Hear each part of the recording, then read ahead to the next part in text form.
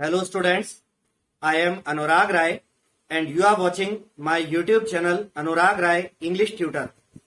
In this video, I am going to explain lesson 11 from English Reader class 8th MP Board. The name of the lesson is Save Water, Save Life. There will be thorough translation of the lesson from English to Hindi, and after the lesson there will be questions and answers. It means I will explain the questions and answers of the lesson thoroughly from English to Hindi at the end of the lesson. Before starting, I would like to request you once again to subscribe my YouTube channel Anurag Rai English Tutor. After subscribing my channel, you will see a small bell icon. Please press the bell icon also so that you may get the notifications of more such useful videos. So let's start lesson 11, Save Water, Save Life, class 8th English Reader MP Board. तो यहां से हमारा lesson शुरू होता है. Lesson 11, save water save life. Box में दो questions हैं. Number 1, why is there a scarcity of water everywhere. हर जगह पानी की कमी क्यों है. स्कैरसिटी मीन्स कमी. Number 2, what should we do to save water. हमें पानी को बचाने के लिए क्या करना चाहिए. आगे कहते हैं, Mayank lives in a small village. Mayank एक छोटे से गांव में रहता है. मयंक नाम का एक लड़का है, वो एक छोटे से गांव में रहता है. There is scarcity of water in the village. इस गांव में पानी की कमी है. The villagers decide to save each and every drop of water during this rainy season. गांव वाले जो है वो इस बारिश के मौसम में, इस वर्षा ऋतु में पानी की एक एक बूंद को बचाने का निर्णय लेते हैं. They resolve to execute this idea as soon as it starts raining. Resolve का मतलब होता है संकल्प लेना, और execute का मतलब होता है कार्य को अमल में लाना, कार्य का पालन करना. They resolve to execute this idea as soon as it starts raining. गांव वाले इस विचार को अमल में लाने का संकल्प लेते हैं जैसे ही बारिश शुरू होगी.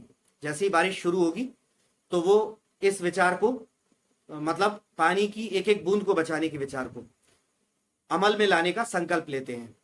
This news gets published in the newspapers. ये खबर अखबारों में छप जाती है. Mayank receives a letter from his cousin Priya in this regard.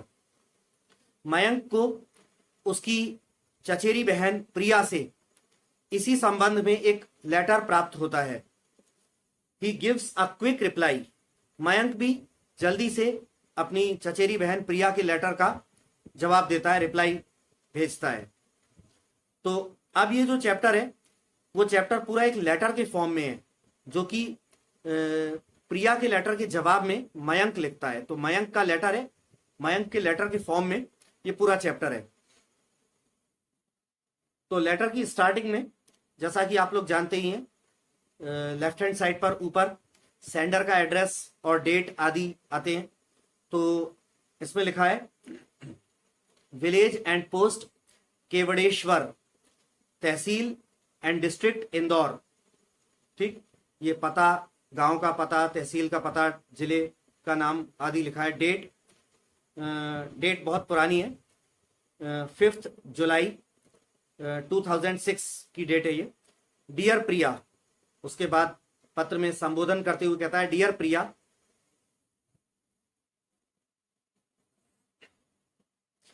I am really very happy to receive your letter. मैं वाकई में बहुत खुश हूं तुम्हारा पत्र पाकर.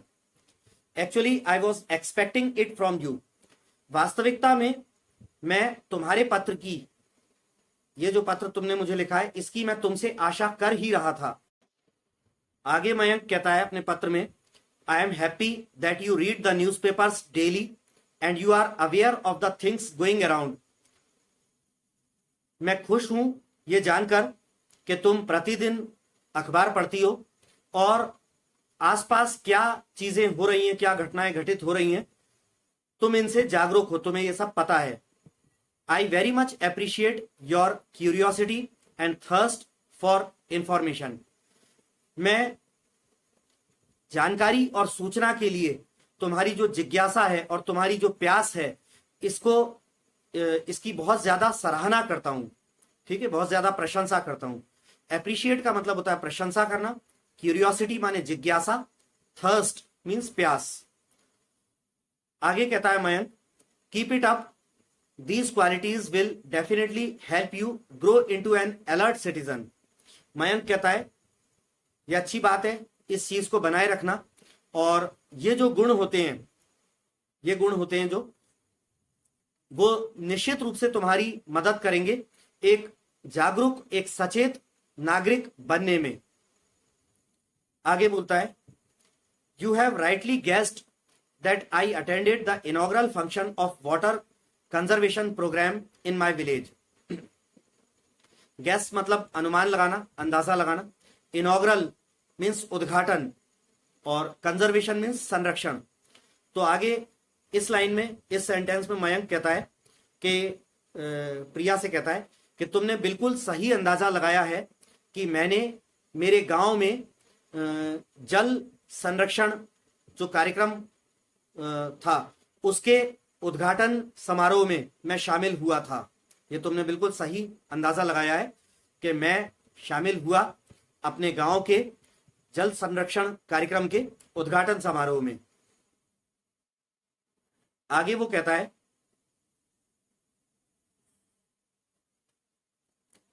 The word conservation literally means to save something. कहता है कि कंजर्वेशन जो शब्द है, इसका शाब्दिक अर्थ होता है किसी चीज को बचाना, किसी चीज की बचत करना, संरक्षण। It may be water, energy, soil और some species of animals and plants. और यह संरक्षण किसी भी प्रकार का हो सकता है, चाहे पानी को बचाना हो, चाहे ऊर्जा को, मिट्टी को, या कुछ जानवरों और पौधों की प्रजातियों का संरक्षण करना हो, किसी भी प्रकार का हो सकता है। In terms of conservation of water, it means that we all should save rain water in the rivers, ponds, wells and in the fields to raise the ground water level of the अर्थ।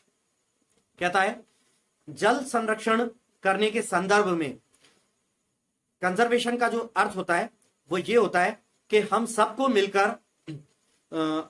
मिलकर वर्षा का पानी जो है वो नदियों में उसको बचाना चाहिए, तालाबों में, कुओं में, खेतों में बचाना चाहिए, जिससे पृथ्वी का जो भूजल स्तर है, धरती के नीचे जो हम खोदने पर हमको पानी निकलता है, तो पृथ्वी का जो भूजल स्तर है वो उसे बढ़ाया जा सके, उसे ऊंचा किया जा सके। इसलिए हम सभी लोगों को मिलकर नदियों में, तालाबों में, कुओं में, खेतों में बारिश के पानी को बचाना चाहिए। At the same time we should use water with economy. लेकिन उसी समय हमें पानी को भी किफायत से खर्च करना चाहिए, पानी को खर्च भी हमें किफायत के साथ करना चाहिए। When the rain water percolates down into the earth, it no longer remains thirsty. Percolate means रिसना या घुसना या समाना। तो आगे मयंक कह रहा है कि जब वर्षा का पानी, बारिश का पानी रिस रिस कर मिट्टी से समाता हुआ धरती के अंदर नीचे जाता है, तो धरती फिर और प्यासी नहीं रहती।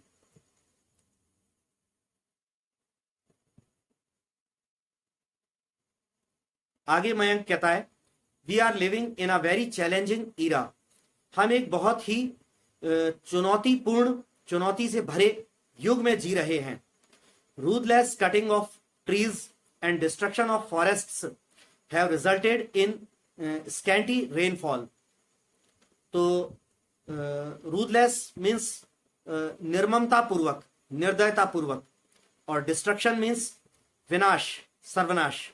स्कैंटी माने बहुत कम, अल्प। तो कह रहा है कि निर्दयता पूर्वक पेड़ों की कटाई और जंगलों का विनाश ने परिणाम ला दिया है बहुत ही अल्प वर्षा में। पेड़ और जंगलों को सफाया कर देने से अब बहुत ही कम बारिश होती है। We see scarcity of water growing almost everywhere which is adversely affecting the cultivation of crops. Adversely माने प्रतिकूल तरीके से, विपरीत तरीके से। कल्टिवेशन ऑफ क्रॉप्स माने फसलों की खेती करना, फसलों को उगाना आदि। तो आगे मयंक कह रहा है we see scarcity of water growing almost everywhere. हम पानी की कमी बढ़ते हुए लगभग हर जगह देखते हैं। विच is adversely affecting the cultivation of crops, जो कि विपरीत तरीके से, प्रतिकूल तरीके से फसलों को लगाने में, फसलों की खेती में विपरीत तरीके से प्रभाव डाल रही है। How can we be happy with thirsty soil. आगे कहता है कि जब मिट्टी प्यासी हो, धरती प्यासी हो, तो हम कैसे खुश रह सकते हैं। यानी जब वर्षा नहीं होगी, मिट्टी प्यासी होगी, तो हम खुश कैसे रह सकते हैं। If the fields do not have plenty of water, it affects the production of food grain and the country faces shortage of food. आगे कहता है मयंक, यदि खेतों में भरपूर पानी, बहुत सारा पानी अगर नहीं है, तो फिर ये बात जो है खाद्यान्न के उत्पादन को प्रभावित करती है और देश जो है वो भोजन की कमी से जूझता है, भोजन की कमी का सामना करता है देश। आगे कहता है our brothers and sisters who live in villages start migrating to the cities and towns in search of work. कह रहा है कि गांवों में निवास कर रहे, गांवों में रह रहे हमारे भाई और बहन जो हैं, वो फिर शहरों की तरफ, कस्बों की तरफ और शहरों की तरफ माइग्रेट करना, पलायन करना शुरू कर देते हैं इन सर्च ऑफ वर्क, काम की तलाश में। The cities fail to accommodate them and there arise many social and economic problems. Accommodate का मतलब होता है मतलब जगह बनाना, किसी को अपने अंदर धारण करना या रहने की व्यवस्था बनाना, रहने की व्यवस्था करना। तो आगे मयंक कह रहा है the cities fail to accommodate them. और ये जो गांव वाले जो गांवों से पलायन करके कस्बों और शहरों में आ रहे हैं, शहर इनको अपने अंदर बसाने में, सही तरीके से निवास देने में, बसाने में नाकाम होते हैं और फिर खड़ी होती है बहुत सारी सोशल एंड इकोनॉमिक प्रॉब्लम्स, सामाजिक और आर्थिक समस्याएं फिर बहुत सारी खड़ी होती हैं। आगे कहता है you can realise that ours is the new generation which has to play a very important role in the future. Mayank कहता है प्रिया से कि तुम इस बात का एहसास कर सकती हो, इसका आभास तुम कर सकती हो कि हमारी जो पीढ़ी है वो एक नई जनरेशन है जिसको भविष्य में एक बहुत महत्वपूर्ण भूमिका निभानी है। It is our duty to remain awake and share the responsibility to find solution to the problem of scarcity of water. आगे मैं कह रहा है it is our duty to remain awake, जागृत बने रहना, जागते रहना, ये हमारा कर्तव्य है। एंड शेयर द रिस्पॉन्सिबिलिटी, और अपनी जो रिस्पॉन्सिबिलिटी, अपना जो उत्तरदायित्व है उसको शेयर करना, ठीक है, और जागृत बने रहना, जागते रहना, ये हमारी ड्यूटी है। क्या करने के लिए? To find solution to the problem of scarcity of water, जल की जो कमी की जो समस्या है इसका हल ढूंढने के लिए। ठीक, तो इस लाइन को दोबारा एक्सप्लेन कर देता हूं। मयंक कह रहा है कि पानी की कमी की समस्या का हल ढूंढने के लिए अपनी जिम्मेदारी को शेयर करना और जागते रहना, ठीक है, यानी जागृत रहना इस समस्या के प्रति, ये हमारी ड्यूटी, हमारा कर्तव्य है। आगे बोलता है the government has motivated all the sections of the society to come forward to save each and every drop of water. कहता है सरकार ने समाज के सभी वर्गों को मोटिवेट किया है। मोटिवेट माने प्रेरित करना, प्रेरणा देना, तो the government has motivated all the sections of the society to come forward to save each and every drop of water. आगे मयंक कह रहा है कि पानी की एक एक बूंद को बचाने के लिए, बढ़ चढ़कर आगे आने के लिए सरकार ने समाज के हर तबके को, समाज के हर वर्ग को प्रेरित किया है। We receive water through rainfall.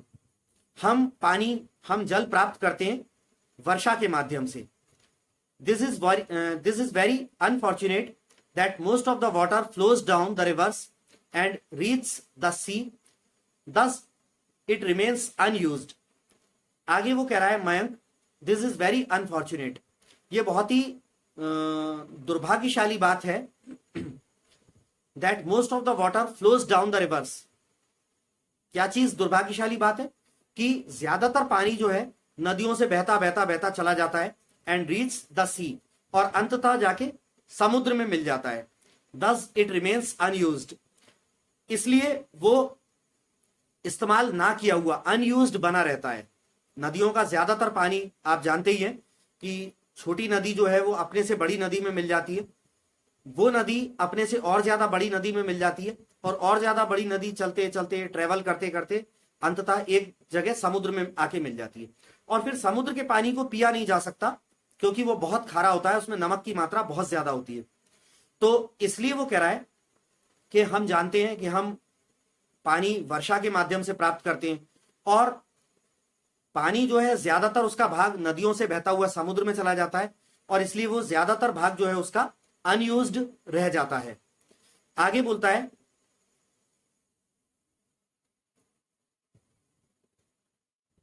आगे वो बोलता है, we are a witness to the emptied and dried up rivers, ponds, wells and tube wells. हम गवाह हैं, विटनेस माने गवाह, हम गवाह हैं खाली हो चुके और सूख चुकी नदियों, तालाबों, कुओं और नलकूपों के। सूखे हुए और खाली हो चुकी नदियां, तालाब, कुएं और जो नलकूप हैं, बोरवेल्स होते हैं, उनके हम गवाह हैं। हमने देखा है कि ये खाली हो रहे हैं, सूख चुके हैं। We should not sit silent, हमें जो है शांत नहीं बैठना चाहिए। Under water conservation program we are trying to harvest rain water at different levels. कह रहा है कि जल संरक्षण कार्यक्रम के तहत हम जो है वर्षा के पानी को अलग अलग स्तरों पर जो है बचाने का, उसको संरक्षित करने का प्रयास कर रहे हैं।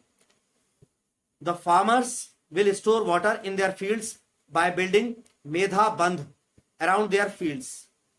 तो मयंक कह रहा है कि किसान जो है वो अपने खेतों के चारों ओर, अपने खेतों के इर्द गिर्द मेधा बंध जो है, थोड़ी थोड़ी सी ऊंचाई का, वो मेढ़ टाइप की जो होती है उसको मेध बंध कह रहे हैं, मेढ़ बंध, ठीक है, वो बना रहे हैं, बनाएंगे।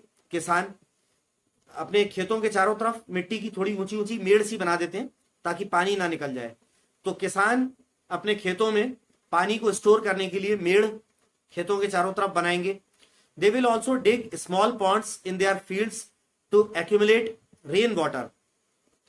एक्यूमुलेट का मतलब होता है संचित करना, इकट्ठा करना। तो कह रहा है कि किसान अपने खेतों में छोटे छोटे तालाब भी खोदेंगे वर्षा के पानी को उसमें संचित करने के लिए, इकट्ठा करने के लिए। आगे कहता है,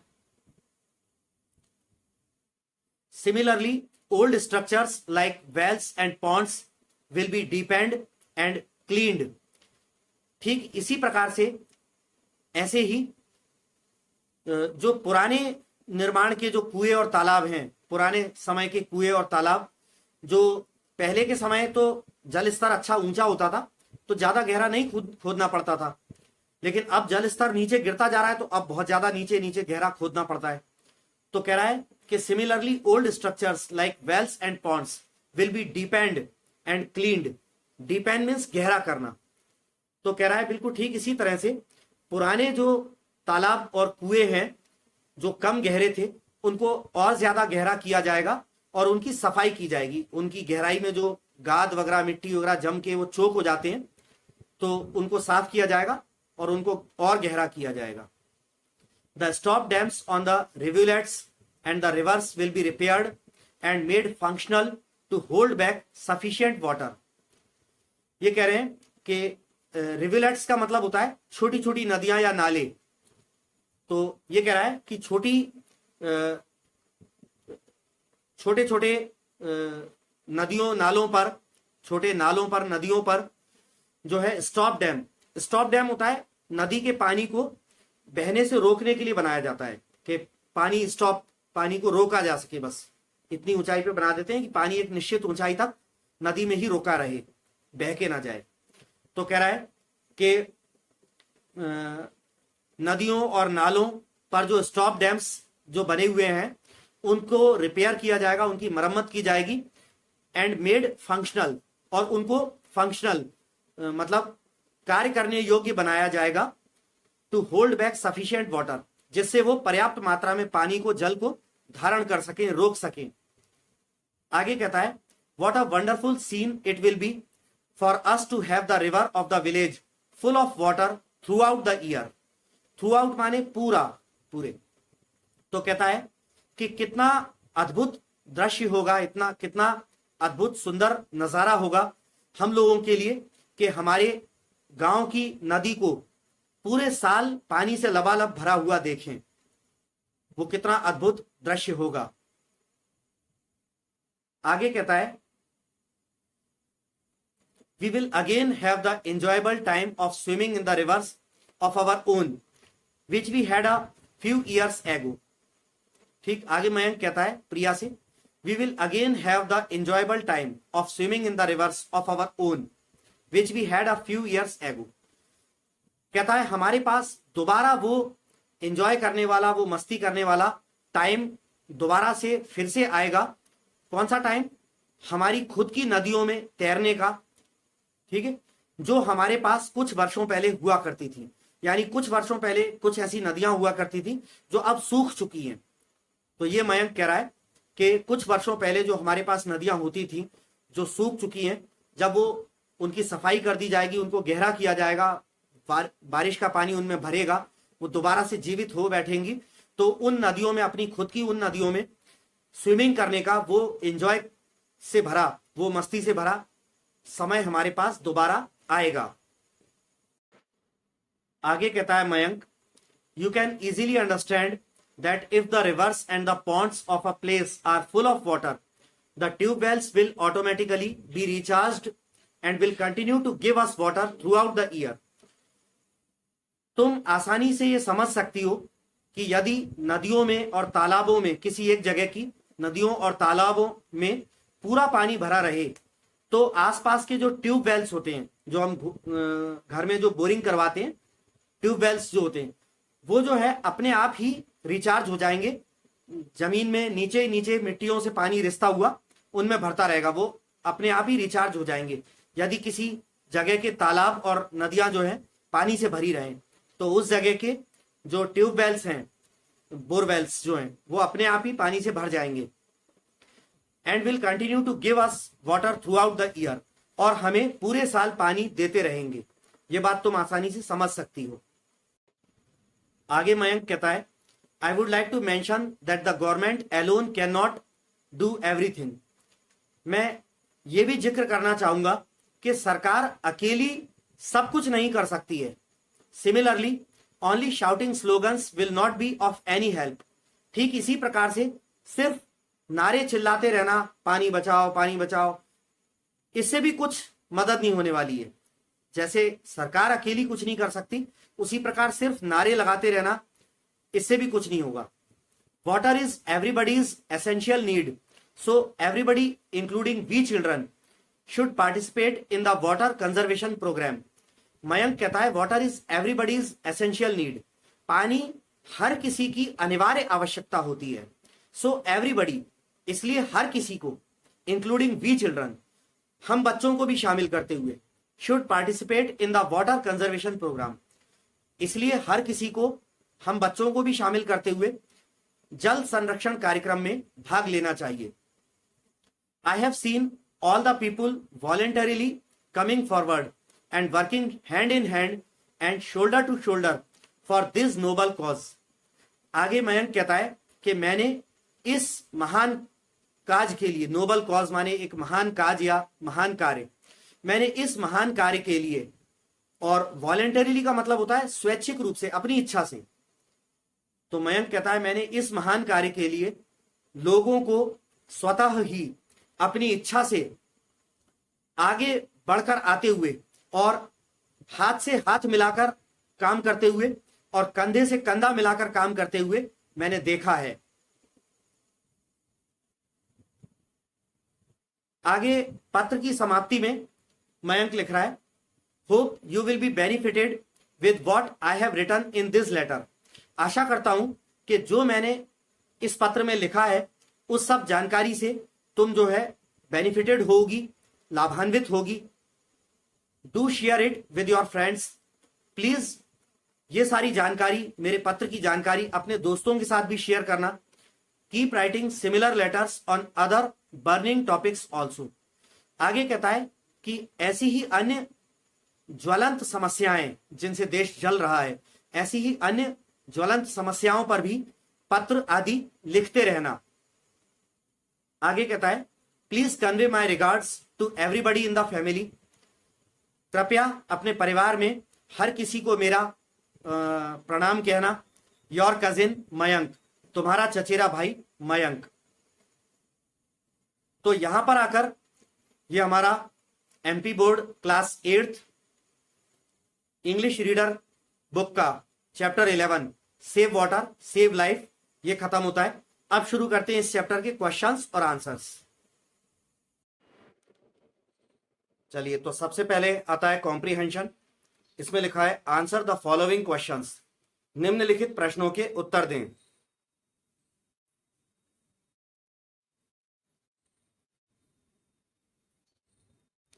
फर्स्ट क्वेश्चन है, where does Mayank live? Mayank कहां रहता है? तो आंसर में है Mayank lives in a small village. Mayank एक छोटे से गांव में रहता है। अगला क्वेश्चन है, who wrote a letter to Priya and why? किसने प्रिया को एक पत्र लिखा और क्यों? आंसर है Mayank wrote a letter to Priya because he wanted to tell her about conservation of water. Mayank ने प्रिया को पत्र लिखा क्योंकि वो प्रिया को जल संरक्षण के बारे में, यानी पानी को बचाने के बारे में बताना चाहता था।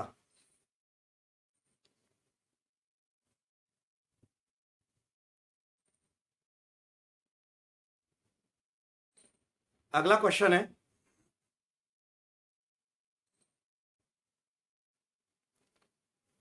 What program was launched in the village? कौन सा कार्यक्रम विलेज में जो है शुरू किया गया? तो आंसर में कह रहे हैं water conservation program was launched in the village. उस गांव में जल संरक्षण कार्यक्रम जो है उसे शुरू किया गया। अगला क्वेश्चन है डी वाला, what is meant by the word conservation? Conservation शब्द से क्या आशय है? तो आंसर में कह रहे हैं the word conservation means to save something. Conservation शब्द का अर्थ होता है किसी चीज को बचाना, किसी चीज की बचत करना।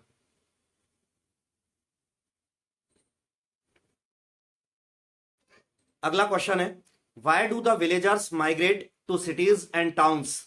गांव वाले शहरों और कस्बों में क्यों चले जाते हैं पलायन करके? आंसर में कह रहे हैं the villagers migrate two towns and cities in search of work. गांव वाले काम की तलाश में गांवों से पलायन करके कस्बों और शहरों में चले जाते हैं।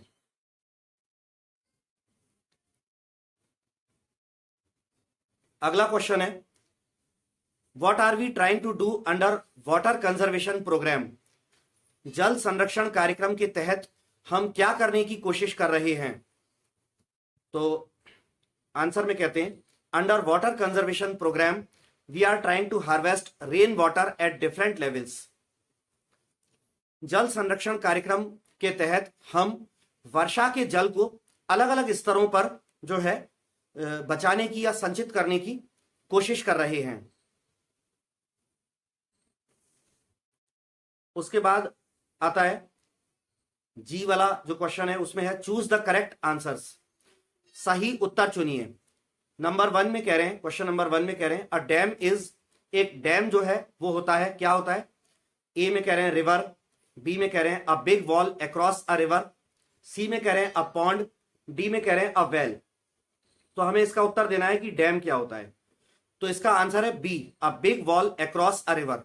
डैम, बांध जो होता है वो एक नदी के आर पार एक बड़ी सी दीवार होती है नदी के पानी को रोकने के लिए। अब क्वेश्चन नंबर 2 है अ बर्निंग इशू मीन्स, ज्वलंत समस्या या ज्वलंत मुद्दा, इसका क्या अर्थ होता है? ऑप्शन ए में कह रहे हैं अ पेनफुल टॉपिक, बी में कह रहे हैं एन अनवांटेड टॉपिक, सी में कह रहे हैं एन इंपॉर्टेंट टॉपिक, और डी में कह रहे हैं अ यूजलेस टॉपिक। तो बर्निंग इशू का मतलब होता है एन इंपॉर्टेंट टॉपिक, ज्वलंत मुद्दा का मतलब होता है एक महत्वपूर्ण विषय। तो आंसर है इसका C, an important topic. Question number 3 में कह रहे हैं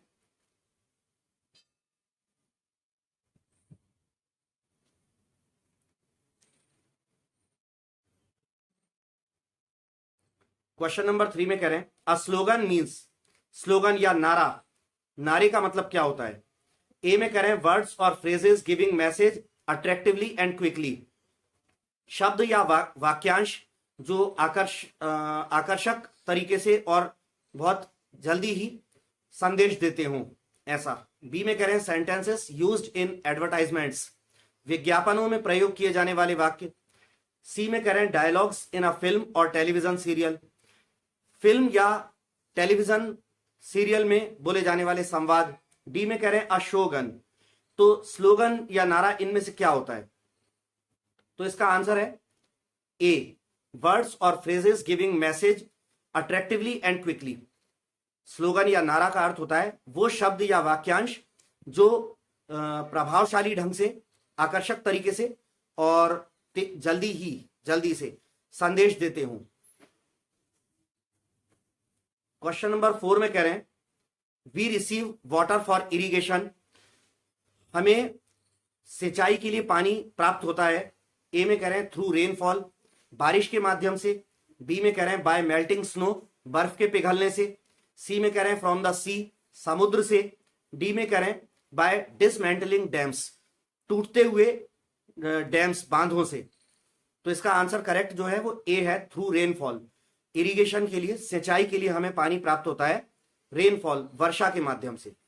तो यहां पर आकर ये आपका MP board class 8th English reader book से chapter 11 save water save life जो है वो पूरा कंप्लीट होता है। इसके पूरे बुक की हमने पूरी रीडिंग करी और चैप्टर के बाद लेसन की पूरी रीडिंग करी हमने, और लेसन के बाद पूरे क्वेश्चंस और आंसर्स को भी थॉरोली इंग्लिश से हिंदी में एक्सप्लेन किया। नेक्स्ट वीडियो में आपके नेक्स्ट लेसन के साथ मिलूंगा, तब तक के लिए विदा लेना चाहूंगा।